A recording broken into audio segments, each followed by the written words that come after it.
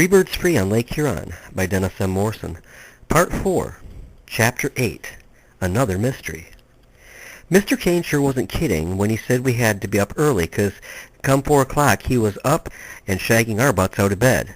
The moon was still high in the sky and the stars were shining so bright as we left the cabin and got into the buggy.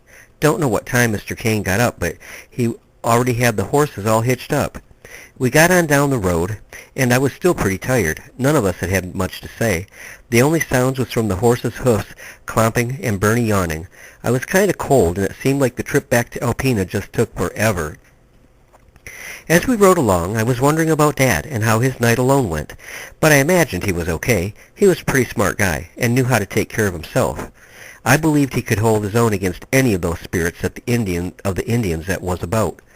We got to the depot around 5 o'clock. The sun was just ready to peek over the horizon. Our train wasn't in yet, so Mr. Keene took us over to the ticket window and paid for our seats. Then he took us inside and got us a couple of sandwiches and told us he had to get over to the mercantile. So he left Bernie and me there to fend for ourselves, which was all right because our train was supposed to arrive in about 45 minutes. Well, I kind of figured how much trouble could my brother and I get into in a short time. There was lots of people milling about, and I was getting some pretty odd looks sitting there with that otter-skin medicine bag on my lap. The depot was an interesting and busy place with all sorts of people waiting for their train to arrive. In fact, I think it was about the busiest place I ever saw. We passed the time by talking with some of the other waiting passengers. Then we walked out on the platform so we could see our train when it arrived. We could see the smoke from that engine coming a long ways off. Seemed like it was kind of slow, though, but it was the fastest way we could get to Sheboygan. In about 20 minutes, the big old engine came a-puffing and snorting up to the platform. When it stopped, passengers were rushing off, and people who hadn't seen each other in a long time was hugging, and they were crying, and soon the conductor appeared in the door out of one of the cars and yelled, "Board!" Bernie and me was the first ones on the car. The conductor took our tickets and told us that we'd be pulling out in a few minutes and that we should arrive at Sheboygan about 7 o'clock. The train, when it got underway, started off with a jerk that near threw me out of my seat. But once we got going, it was kind of relaxing, with that gentle swaying of the cars and the clacking of the steel wheels underneath of us. The train snaked through forest and farmlands. At one point, we nearly had to stop to let 2 old cows cross the track. All in all, though, the train ride was pretty interesting, but I was really happy when we finally pulled up at the Sheboygan Depot. Bernie and me got off the train, and right away our eyes began searching for Dad, but he was nowhere to be seen. I started feeling a little panic right away, and Bernie saw this. He said to me, "He probably just got a late start, Joey. He'll be around soon. Tell you what, instead of hanging out here, why don't we head down to the docks and see if the boat is there?" Well, that sounded like a good idea to me, and I said, "Yeah, we can meet him there instead of him coming up here to get us." We traipsed through town and made it to the docks, and I was sure that the boat would be there, or that we'd at least see the sail on the lake, but it wasn't there, and there was no sail. My belly got that numb feeling down inside again, and I wondered what we were going to do. "Well, he might have run into a small problem," Bernie said. "I'll bet that pin Mr. Marshall made probably broke off. Yeah, that's probably what happened. Or maybe he just overslept. Don't worry, Joey, he'll be here soon." But I wasn't as sure as Bernie. Dad would have been up early because he would be concerned about about us. I had a bad feeling about this, and I didn't know what to do. We spotted the captain of a fishing boat, and I called him over. "Hey, mister, can I talk to you for a minute?" The bearded man came over and asked, "What can I do for you, son?"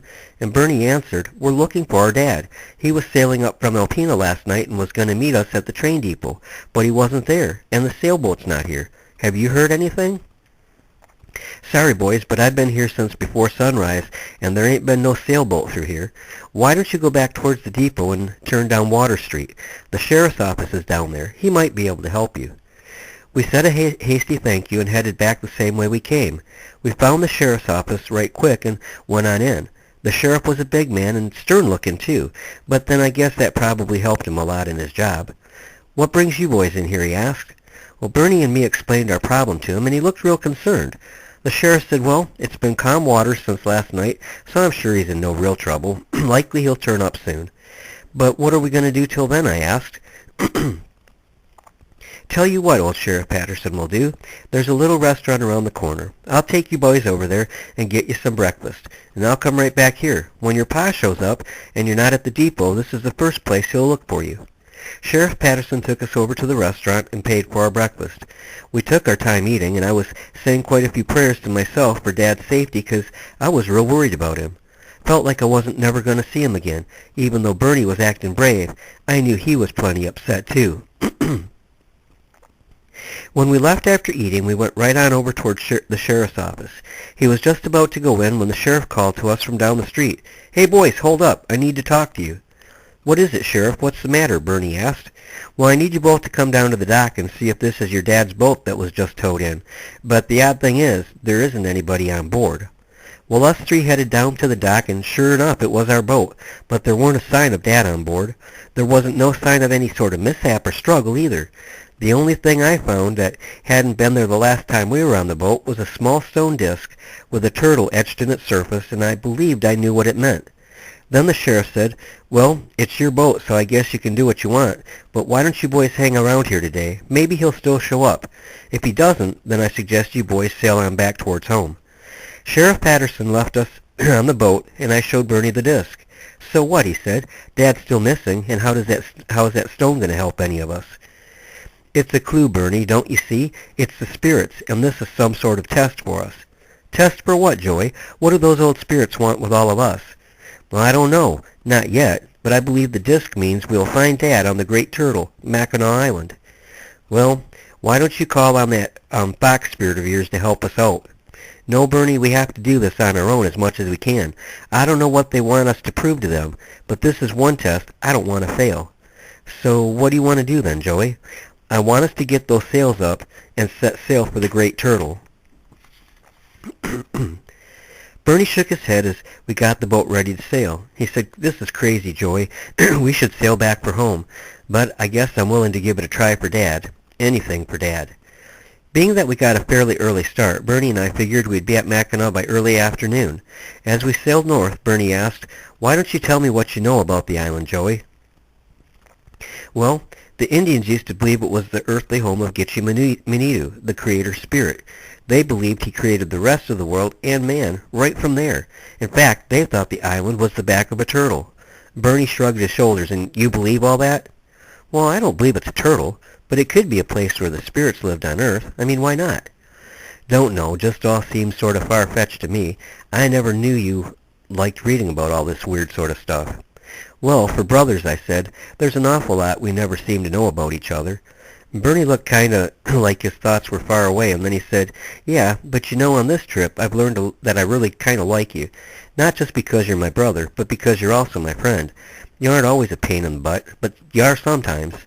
And that sort of made me feel good, and I told Bernie, "I've learned you can kind of be fun to be around, too. Gosh, I wish Dad was around to hear all of this. He wouldn't believe it, would he, Bernie?" And Bernie laughed. "I supposed he wouldn't, but we'll find him, little fox. I know Dad is all right." We sailed on at a pretty good pace. We passed a lot of bigger boats and saw a lot of people fishing. I hoped after we got Dad back that there'd be time to fish, because I sure enjoy that a heap lot. About 2:30 the island came into view. First we saw Bois Blanc, and then Mackinac, and they was both all surrounded by fog, and Bernie said, "You know, it does sort of look like the shell of a big turtle out there." And it did. At least it was easy to see why the Indians thought it was. And as we got closer to the island, I started feeling kind of strange, sort of like there were spirits there that were waiting for us, spirits that might know where Dad was.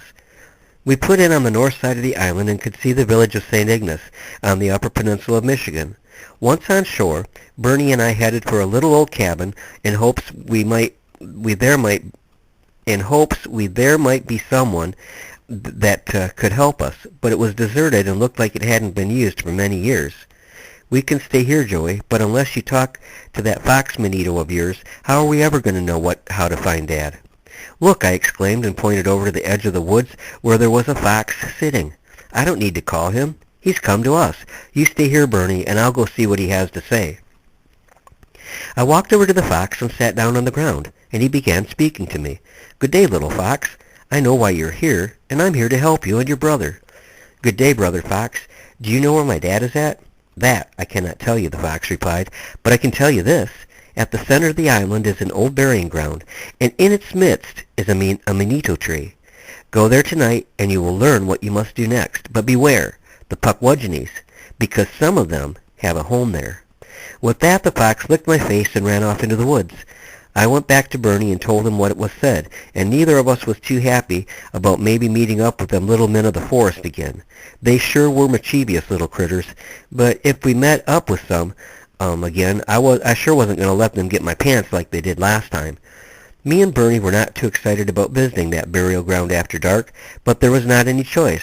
We was both plenty tired because of how early we got up, so we laid down in the cabin and had us a bit of a snooze so we would be rested for what we had to do later. When we did get up, just about sunset, there was a light drizzle of rain, just the perfect kind of night to go to an old graveyard. But this weren't no ordinary graveyard. It was an Indian burying place, and it had a spirit tree in it, and hopefully the tree had something for us. We set out just after dark and headed towards the center of the island. It took us about an hour to get to the right place. It was still misting, and there was a fog that seemed like it seeped up from the ground. And I wondered, was it fog, or maybe the spirits coming up to watch what we was going to do? Whatever it was, it sure gave me a creepy feeling all over inside. Must have Bernie too, because he was dead serious looking. From somewhere in the woods we heard laughter, and I knew it was those little men watching us. Bernie commenced to building a fire to cast off some of the gloom. I helped gather dry wood and pieces of birch bark.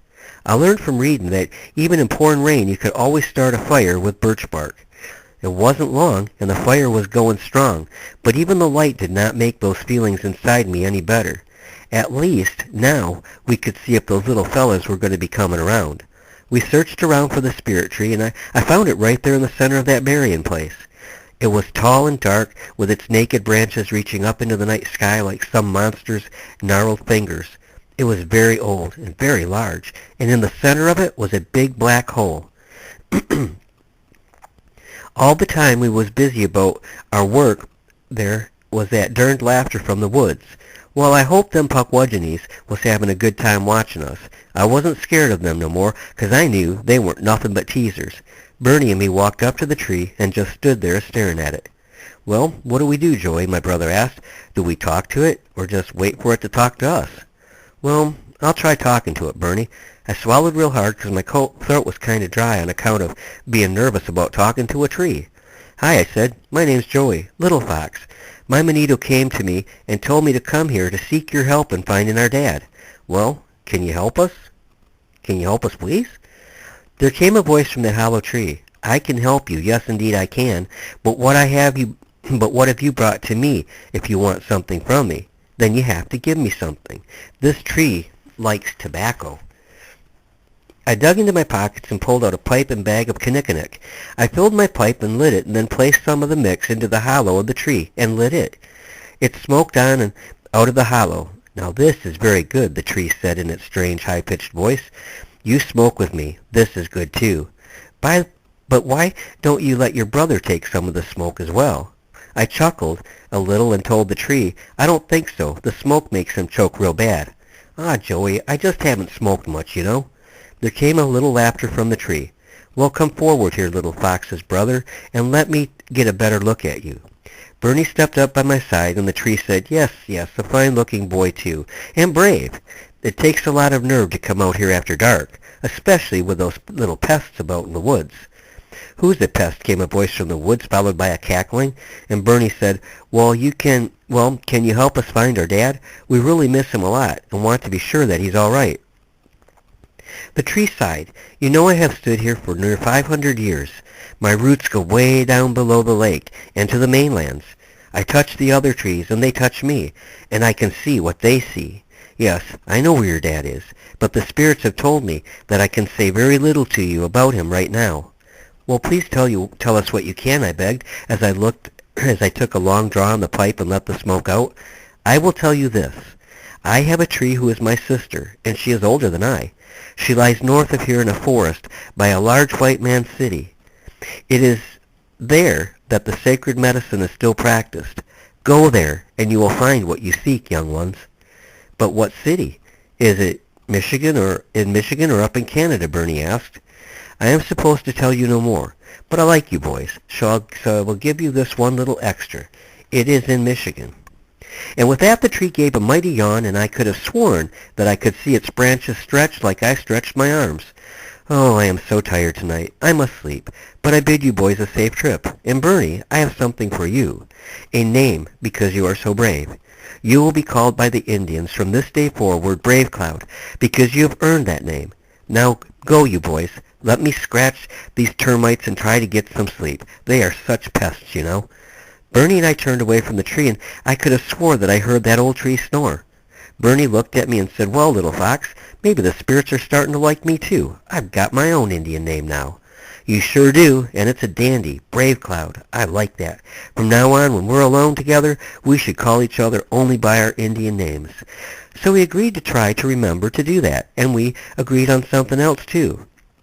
We agreed that the city the tree must have been talking about was Sault Ste. Marie, which is where we were headed in the first place. Brave Cloud and I never did see those little men that night in the woods, and we were both more than okay with that. We went back to the cabin that we had found and laid down to get some more rest so that we could start out early the next morning. As we laid there, sleep came easy because we were sure that Dad was all right. But we still didn't know what we were going to have to do to find him once we got to the sister tree. And that sister tree, now I remember reading something about a spirit tree up in Sault Ste. Marie. But was it there? I couldn't remember just right then. I was so tired. Chapter 9. Little Fox, Brave Cloud, and the Yukon. The next day, Bernie and me crossed over the Straits of Mackinac and decided to spend a bit of time at St. Ignace. There was a library there, and I figured I might be able to find out what I needed about that Manitou tree up at Sault Ste. Marie. I went into the library, and Bernie struck out on his own to explore the village some. That librarian sat straight up behind her desk when I went in. She looked at me over her glasses and said, "Can I help you, young man?" "Well, yes, I guess you probably can. I'm looking for some books on Indian legends." "Well, from Michigan, the Great Plains. Can you be a little more specific? There's a lot of Indians in the Americas." "Well, Michigan," I said. "The story I'm looking for was written by Henry Schoolcraft, I think. It was about a spirit or Manitou tree." "Okay, go sit over at that table. I'll see what I can find for you. We have a lot of material that Mr. Schoolcraft wrote." And I went over and I sat down, and I remembered reading that Henry Schoolcraft was the first commissioner of Indian Affairs for the Michigan Territory. He was a friend to the Indians, and he wrote down everything that he learned about them. Pretty soon the librarian came back with a stack of books and sat them in front of me. She said, "I believe the one you want is on top." "Thank you very much," I said, and then I plowed into the books. And she was right. The story I was looking for was right there midway through that top book, and it said, "At a large hill in the area of the outlet of Lake Superior, an Indian footpath connected the hill with an old French settlement at the falls, a distance of about a mile." The book continued. "Near the path there stood a tree, a large mountain ash from which Indian tradition says there issued the sound resembling that made by their drums. It was believed that a spirit lived there and that the tree was sacred. At the foot of the tree the Indians would place offerings of small green twigs and boughs, and in the process of time a high pile of these offerings had gathered." It sure wasn't much to go on, but it was at least something. I closed the book and I went out to find Bernie, which wasn't tough because he was running up the road all excited and was out of breath by the time he reached me. "Bernie, what the heck has gotten hold of you?" "I heard some guys down by the saloon talking, and they was complaining about some Indian doings a few miles outside of town." "So?" "So," he shot back at me. "Joey, I heard them say it was the Grand Medicine Society, the Midewiwin. Well, remember that woman Sadie down in Alpena? Mr. Kane said she belonged to that." And Bernie took a deep breath and then continued, "I think we ought to hike back to the woods and find them, Joey." "Well, you might be right, Brave Cloud. In fact, it would be pretty interesting and maybe even helpful. Let's get a move on, Bernie. Time's a-wasting." Bernie led the way beside and based on what he had heard those men talking about. I carried my otter-skin medicine bag with me. I kind of thought it might help them accept us, but I wondered why the men at the saloon was so upset about the midday meeting in the woods. These Indians meant us no harm, unless we didn't know all there was to know. Bernie usually had good intentions, but he had a way of, well, kind of getting things messed up. So I wondered what we would really be walking into if we even found the Indian meeting place. While we was walking through the woods, I told Bernie what I had read at the library. We both felt pretty sure that we would be able to find that old tree once we got to Sault Ste. Marie, and now, if the wind was with us, we were only 5 or 6 hours from our destination. Now, if them Indians did not want to be found, they was going about it all wrong, 'cause we could hear their drums a good mile or so off. Bernie and me just walked in the direction the sound was coming from. It didn't take all that long, and we came upon a large Indian lodge all covered with green spruce boughs. It was sure a pretty sight there in the woods. There was Indians all around, and one spotted us, and he said something to a man sitting by the door of the lodge, and then pointed at us. Well, the fella got up and walked over to Bernie and me. Now, at the start of the trip, I'd been more than a little scared of the Indians, but I weren't any longer. These Indian people was awfully friendly, and for some reason, most kind of took a shine to me. The medicine man spoke to us. Where did you get the medicine bag? I explained to him about Sadie and how she had given it to me, what was in it, and how she said I was her grandson now. He seemed real interested, and so we just stood there telling him a whole story about our trip and how Dad was missing. He kind of knelt down on the ground so as to look at me without having to look down. I sort of took this as a sign of respect and kindness. I know Sadie. I also know both of you. Our Wecon told us you would come and to accept you as friends and brothers. Wecon? I questioned. He explained. Yes, that is our priest, our holy man. He talks to the great spirits and they to him. He knows how to make the plants and drums work together to do many great things. He heals our sick and brings good things to the tribe. Then Bertie asked, why are your spirits so interested in Little Fox and I? This is not mine to tell you. That is for your father. In time, when you find him, I will reveal it to you. But just as there is a right time for hunting, fishing, and planting, so have the spirits set a time for you to know these things that trouble you. That time is near, but it is not yet. Well, shoot, I was getting more confused, and I doubt that Bernie's brain was in any better shape than mine on all of this. All we could do is press forward until we learned all we needed to know. It was beginning to seem more and more, though, like Dad was in on all of this. Maybe Mr. Kane, too. Now you come with me. I take you to meet Wecon. He's a very old man, and very wise, too. The Indian rose, and we followed him to the lodge. Going inside was sort of like going into a whole other world. The inside of the lodge was really something to see. What was sort of funny, though, was this calm feeling, sort of like these were our people. And I guess, since the spirits liked us so well, I guess they were sort of our people. In the middle of the lodge, a man sat on a fur mat as he beat the drum with his drumstick kind of in the shape of a bird's head. The Indian took us to the Wecon, and Bernie's and my mouth fell right wide open, for the old man sitting there was that old Chief Tamako we'd met way back on Charity Island on our first night. The chief said, "Don't look so surprised, my grandsons. I knew way back then when I first met you that we would soon meet again." "But why are we here, Chief?" Bernie asked. The chief felt the fur on my otter-skin bag, and he said to us, "It is your past meeting your present." I scratched my head and I said, "Huh?" "Little Fox, you will understand soon. While you are here, I will tell you more about the spirits. I must tell you about Manabosso. Would you like to hear?" We both nodded, and he began. "Manabasu is the friend of all who are part of the red race of people. He is the son of Gitchimanitu, and is second only to him in power. When Gitchimanitu created man on the back of the great turtle, Manabasu was right there with him, helping him in every way he could. Manabasu has been very kind to us. He has given us tobacco. It is he who taught our ancestors how to hunt and to plant so that we could have food, all the food that we needed. It is he who gave us the Midawiwan so we could heal our sick." "Wow, he sounds like a very great spirit. Have your people ever seen him?" I asked. "Once he walked among us, and even now I believe he will soon visit us again. Perhaps even his father Gitchimanitu will return to us." And then he added, "I said he was once a friend of the red race, but now I believe he wants to make all people his children." And the more I heard about Gitchimanitu and Manabasso, the more I thought about God, who Mama always taught us to worship, and how Jesus was his son, and how Jesus was there when people were created. And I remembered how he first came to the Jews and then to all people. It sounded so much alike. I wondered again if they could be the same. Maybe that was another secret we'd learn before all this was over. Then I asked Chief Tamaqua about something which had been bothering me. When we met you on the Charity Island, there was a strange gray rain the next day, and voices coming from the weird fog. What was all that? Can you tell me and Bernie? And the chief smiled at us and said, yes, I can. The rain was sent from above to cleanse the land before the spirits arrived to visit. The voices you heard from that fog were some of the spirits returning to us. It was their voices you heard as they swept over the lake waters. Wow, Bernie exclaimed, and then asked, then maybe you could also tell us about that shaman Joey and I saw at the reservation in Mankato, and why he seemed to just burn up. Yes, I can tell you about that also. He was no shaman, but he was the evil one sent to confuse Gitchimanitu's children.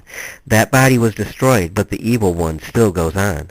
Then the Wekon said, tonight you will stay with me, and I will tell you much more. Then tomorrow you may be on your journey again. I missed Dad so bad, but still Bernie and me could not turn down his invite. It would be an honor to be in the chief's lodge. I only hoped it wasn't like those houses we had seen at the reservation down there in Mankato. Well, the rest of the day we spent meeting the Indian people, and when it was time for supper, there was such a big feast. There must have been better than 50 people at the lodge. Food was coming from everywhere. There was venison and turkey and potatoes, wild grapes and blueberries and acorn cakes. There was sweet maple syrup and sugar to season the food with, as the Indians liked that even more than salt and pepper. And I have to say, I liked it a lot better too. Even their plates and stuff were different than what we were used to. Oh, sure, some were metal and a few of the pots were too. But by and large, I saw wooden and birch bark bowls and wooden spoons too. And some of the folks was even using pieces of flint to cut their food. These people of the Grand Medicine Society seemed that they liked the old ways the best. After supper, Brave Cloud and I went with Tamaqua to his lodge, and it was really a neat lodge, not a house. It was a large dome-shaped wigwam covered with birch bark and furs. In the very top of it was an opening to let out the smoke. And inside, Brave Cloud and I got to see what it must have looked like in an Indian lodge before the first white people ever came to these shores. In the center of the lodge was a stone hearth where the Wekon Tamaqua told us that he cooked his dinners and warmed himself on cold nights. There was like bunk beds against the sloping walls, and while Chief Tamaqua said he had no family left, that they had all died long ago, that they used to sleep in these beds. The lodge was filled with all sorts of things which was strange to me and my brother. The things that was most interesting to me were the scrolls made of white birch bark. The chief laid one of these scrolls out on a mat by the hearth and asked Bernie and me to sit down with him and that he would tell us about it.